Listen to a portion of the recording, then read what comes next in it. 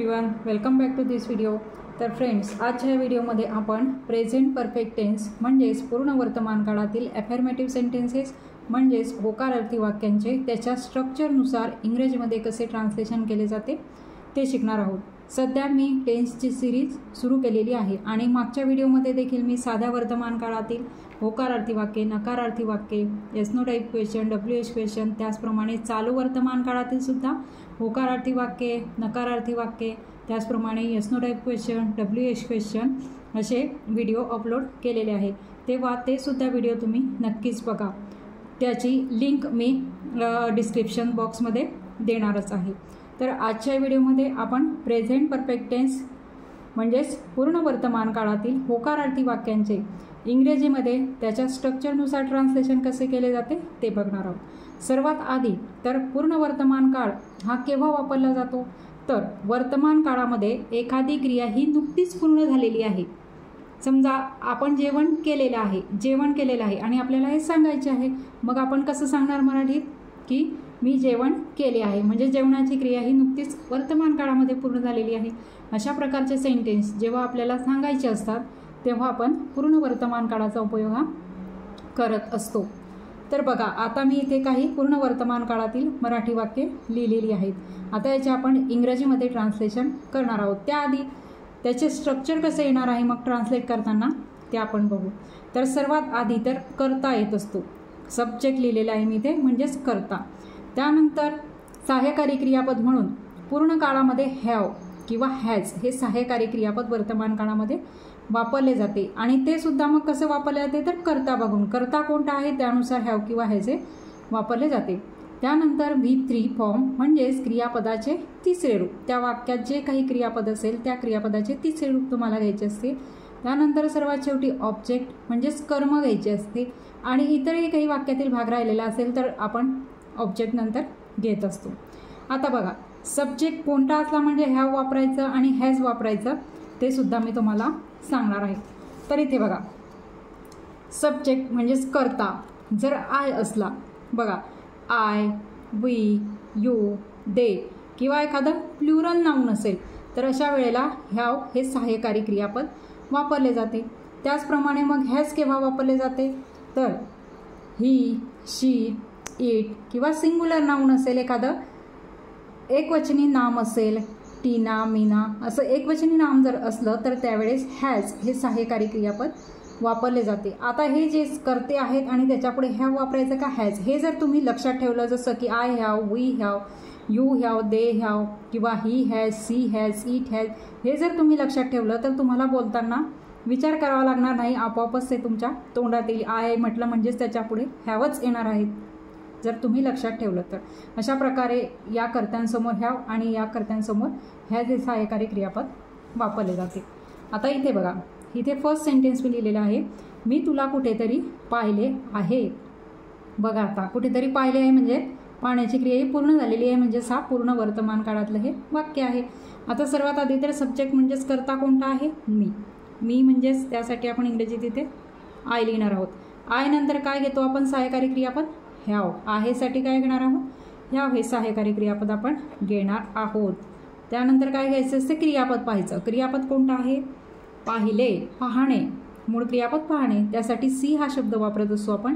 त्याचं तिसरं रूप म्हणजे पहिलं रूप सी, दुसरं रूप सॉ आणि तिसरं रूप असते सीन, SEEN सीन, सीन। आणि मग ऑब्जेक्ट बघायचा, ऑब्जेक्ट म्हणजेच कर्म काय आहे, कोणाला पाहिले आहे तर तुला, मग तुलासाठी आपण काय वापरतो you, I have seen you. आता राहिलेला शब्द आहे कुठेतरी, मग कुठेतरी साठी आपण इंग्रजीत समवेअर हा शब्द वापरत असतो, म्हणून आपण इथे लिहिणार आहोत somewhere. I have seen you somewhere, मी तुला कुठेतरी पाहिले आहे। हे वाक्य आपण बऱ्याच वेळेला वापरत असतो, एखादी व्यक्ती आपण पाहिलेली असली पण आपल्या लक्षात येत नाही, मग आपण त्याला म्हणतो की मी तुला कुठेतरी पाहिलेले आहे, म्हणजेच I have seen you somewhere अशा प्रकारे। त्यानंतर नेक्स्ट बघा, माझा फोन हरवला आहे। बघा, माझा फोन हरवला आहे। आता हे वाक्य आपण या स्ट्रक्चरनुसार ट्रान्सलेट करू। सब्जेक्ट म्हणजेच कर्ता कोणता आहे तर माझा फोन, म्हणजेच आपण सुरुवातीला आता इथे माझा फोन हरवला आहे म्हणजेच माय फोन हॅज लॉस्ट असं न म्हणता आपण इथे काय म्हणणार आहोत, सर्वात आधी तर आपण आय हे सहाय्यकारी आय हा कर्ता म्हणून इथे वापरणार आहोत, कारण तो तुमच्या मालकीचा आहे. म्हणजेच आय नंतर आपण इथे वापरणार आहोत ह्याव, आय ह्याव. आणि मग क्रियापद आहे, क्रियापद घ्यायचं आहे हरवला म्हणजेच लॉस्ट, तिसरं रूप घेणार आहोत आपण आय हॅव लॉस्ट. आणि इथे काय आहे, माझा फोन. ऑब्जेक्ट काय आहे, माझा फोन. म्हणजेच इथे काय घेणार आहोत, माय फोन. बघा, I have lost my phone, माझा फोन हरवला आहे. इथे सब्जेक्ट आपण आय घेतला, आय नंतर आपण सहाय्यकारी क्रियापद हॅव घेतलं, त्यानंतर क्रियापदाचे तिसरे रूप लॉस्ट म्हणजे हरवला. आणि ऑब्जेक्ट काय आहे, माझा फोन म्हणजेच माय फोन. आता इथे फोनऐवजी तुम्ही कोणताही माझं घड्याळ किंवा माझी पर्स, माझे पैसे असं काहीही तुम्ही चेंज करू शकता. म्हणजेच इथे फोनऐवजी माय पर्स, माय वॉच, माय मनी असं तुम्ही चेंज करू शकता. I have lost my phone. आता नेक्स्ट बघा, त्याने माझा विश्वास तोडला आहे.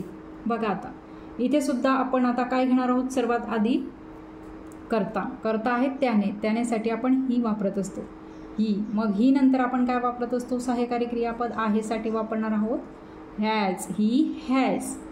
आता तोडणे म्हणजेच ब्रेक. आता ब्रेकसाठी क्रियापद आहे ब्रेक, त्याचा आपल्याला थर्ड फॉर्म घ्यायचा आहे ब्रेक, ब्रोक. आणि मग थर्ड फॉर्म आहे ब्रोकन, ही हॅज ब्रोकन. त्याने तोडला आहे. काय ऑब्जेक्ट काय आहे, तर माझा विश्वास म्हणजेच माय. आणि विश्वाससाठी आपण काय वापरतो, ट्रस्ट. माझा विश्वास म्हणजेच my trust. He has broken my trust, त्याने माझा विश्वास तोडला आहे. अशा प्रकारे. त्यानंतर नेक्स्ट बघा, मला ताप आला आहे. बघा आता मला ताप आला आहे म्हणतो आपण. बरेच अशी वाक्य आहे की ती आपण रोजच्या बोलण्यामध्ये बऱ्याच वेळेला वापरत असतो. आणि सहसा प्रेझेंट परफेक्ट टेन्स म्हणजे पूर्ण वर्तमान काळाचा उपयोग हा आपल्या रोजच्या बोलण्यामध्ये बऱ्याच वेळेस होत असतो. आता सर्वात आधी तर आपल्याला सब्जेक्ट घ्यावा लागेल या वाक्यात मला, त्यासाठी आपण आय वापरतो. नंतर आहेसाठी सहाय्यकारी क्रियापद आय नंतर ह्याव, आय ह्याव. आणि आला क्रियापद म्हणजेच ताप आला म्हणून आपण इथे घेणार आहोत आय हॅव गॉट. तापसाठी आपण वापरणार आहोत ऑब्जेक्ट काय आहे, favour. I have got fever म्हणजेच मला ताप आला आहे. अशा प्रकारे मग तुम्ही इंग्रजीत म्हणू शकता आय हॅव गॉट फीवर, अशा प्रकारे. आता नेक्स्ट बघा, ते स्टेशनवर पोहोचले आहेत. बघा आता सर्वात आधी कर्ता कोणता आहे, ते. मग तेसाठी आपण दे वापरतो. दे नंतर आहेत, त्यासाठी सहाय्यकारी क्रियापद आपण काय वापरतो, दे नंतर आताच पाहिलं आपण हॅव, दे हॅव. नंतर क्रियापद पाहायचं, क्रियापद आहे पोहोचले म्हणजेच पोहोचणे. रीच, रीच हा शब्द REACH, रीच म्हणजे पोहोचणे. त्याचं तिसरे रूप आहे रीच्ड म्हणजेच पोहोचले. They have reach. आता कुठे पोहोचले, मग ते ऑब्जेक्ट काय आहे, तर स्टेशनवर. मग स्टेशनवर, स्टेशन वर दिलेलं आहे म्हणून आपण इथे काय लिहिणार आहोत, they have reached the station. अशा प्रकारे येणार आहे, they have reached the station, ते स्टेशनवर पोहोचले आहेत. किंवा असं स्टेशनऐवजी ते ऑफिसला पोहोचले आहेत असं सुद्धा तुम्ही टाकू शकता. ते घरी पोहोचले आहेत असं सुद्धा तुम्ही, म्हणजे स्टेशनवर ऐवजी तुम्ही वेगवेगळे शब्द इथे टाकून इथे फक्त चेंज करावा लागेल, वाक्य बनवू शकता. नंतर नेक्स्ट आहे पाऊस सुरू झाला आहे. बघा आता सध्या पावसाचे दिवस आहे आणि आपण लगेच सांगतो पाऊस सुरू झाला आहे. आता मी तुम्हाला सांगितलं आहे, सगळ्याच व्हिडिओमधून मी सांगत असते की अशा प्रकारे हवामानाविषयी सांगायचं असलं तर आता इथे सब्जेक्ट नाही आहे.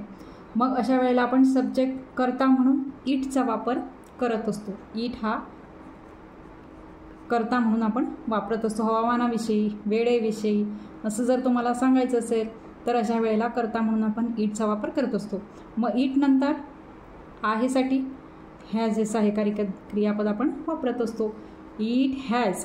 नंतर सुरू झाला आहे, क्रियापद कोणता आहे, सुरू होणे म्हणजेच स्टार्ट हा शब्द आपण इंग्रजीमध्ये वापरतो. त्याचं तिसरं रूप STARTED, started. It has started. आणि पाऊस त्यासाठी आपण वापरणार आहोत. काय आला सुरू झाला आहे तर पाऊस, म्हणून आपण इथे सर्वात शेवटी काय घेणार आहोत, it has started to rain, म्हणजेच काय पाऊस सुरू झाला आहे. अशा प्रकारे तुम्ही इंग्रजीत वाक्य बनवू शकता. आता नेक्स्ट बघा, त्याने त्याचा पाय मोडला आहे. बघा आता इथे पहिल्यांदा कर्ता बघायचा. कर्ता काय आहे, त्याने. त्यासाठी आपण ही हा शब्द वापरत असतो. ही नंतर आहेसाठी आपण काय सहाय्यकारी क्रियापद वापरतो तर हॅज, ही हॅज.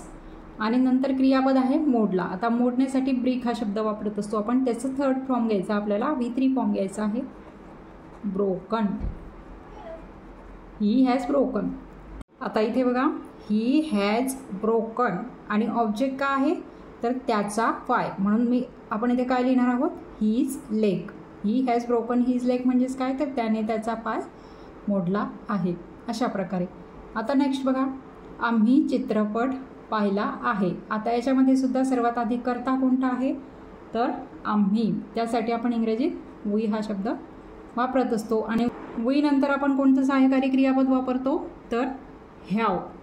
मग आहेसाठी हॅव, वी हॅव.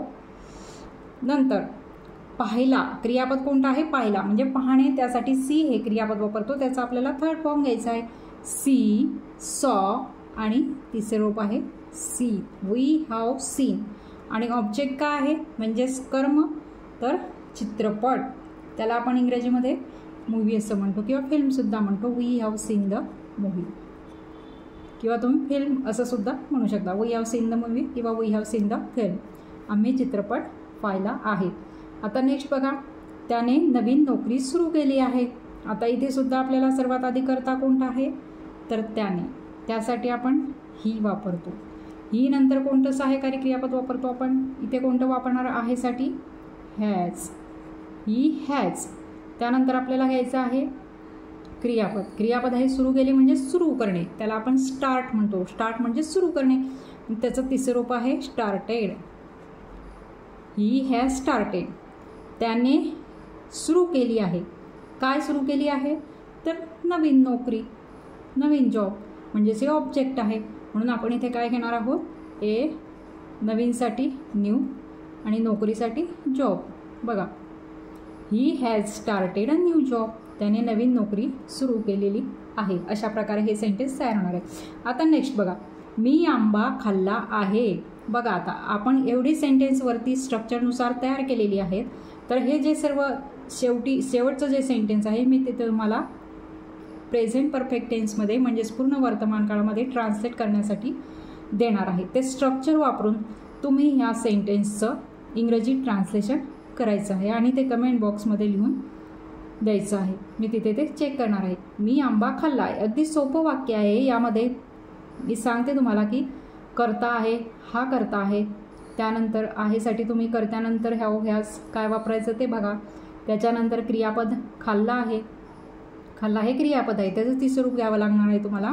आणि ऑब्जेक्ट म्हणजेच कर्म आंबा आहे. तर अशा प्रकारे मी सर्व सांगितलेलं आहे तुम्हाला की सब्जेक्ट कोणता आहे, ऑब्जेक्ट कोणता आहे, त्यानंतर वर्ब कोणता आहे म्हणजे क्रियापद कोणतं आहे. त्यानुसार मग तुम्ही हे वाक्य इंग्रजीत ट्रान्सलेट करून कमेंट बॉक्समध्ये लिहायचे आहे. तर अशा प्रकारे आजच्या व्हिडिओमध्ये आपण प्रेझेंट परफेक्ट टेन्स म्हणजेच पूर्ण वर्तमान काळातील होकारार्थी वाक्ये त्याच्या स्ट्रक्चरनुसार इंग्रजीत कसे ट्रान्सलेट करायची ते शिकलो. तेव्हा आजचा हा माझा व्हिडिओ तुम्हाला कसा वाटला ते कमेंट करून नक्की सांगा. आणि व्हिडिओ जर आवडला असेल तर व्हिडिओला लाईक करा, शेअर करा आणि जर तुम्ही या चॅनलवर नवीन असाल तर चॅनलला सबस्क्राईब देखील करा. थँक्यू.